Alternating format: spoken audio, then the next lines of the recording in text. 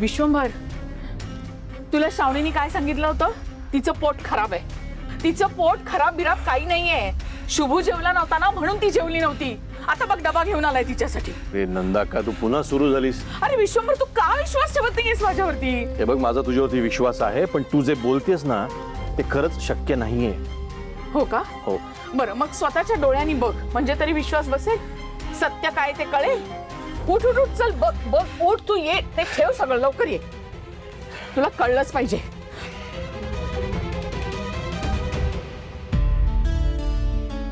श्रावणी, मी काय ऐकायला लागलोय? तू रात्री उपाशी राहिलीस? तू खायला का नाहीस?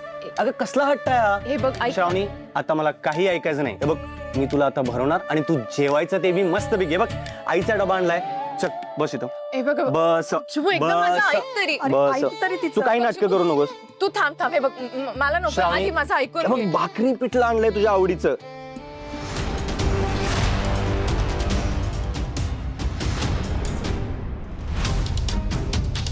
हे बघ श्रावणी, तू जर जेवली नाहीस ना तर मी बी जेवणार नाही हं. शुभू, ऐक ऐक ऐक. मी जेवणार नाही. हे अरे बघ, ऐक ना रे माझं. आपल्या नात्याची शपथ आहे.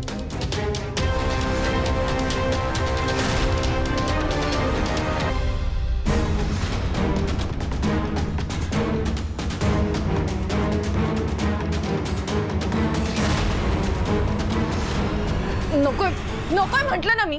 काय चाललंय तुझं? आणि तुला कोणी सांगितलं मला पिठलं आवडतं? मला अजिबात आवडत नाही.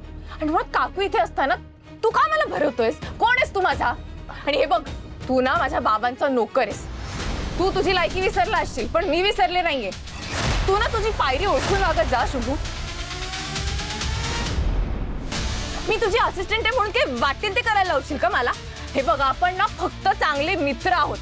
तुझ्या मनात जर माझ्याबद्दल काही गैरसमज असेल ना तर तो प्लीज काढून टाक आणि जा तू इकडनं. काय मी सांगितलं ना, बस. नकोय मला तुझं जेवण. निघ इकडनं, जा.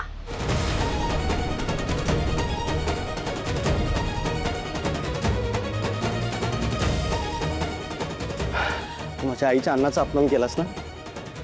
मी तुझ्यावर जबरदस्ती करतोय, कळतंय मला. ते मी मुद्दा म्हणून सगळं करतोय जे तुला पटत नाहीये. ठीक आहे, नाही मला काय ऐकायचंच नाहीये, कारण माझी पायरी ओळखून मी वागायला पाहिजे होतं ना. नाही, मला सगळं कळलंय. शुभू, शुभू, अरे शुभू, काय झालं रे? काय चाललंय? मी करायला आले होते एक आणि झालं दुसरंच.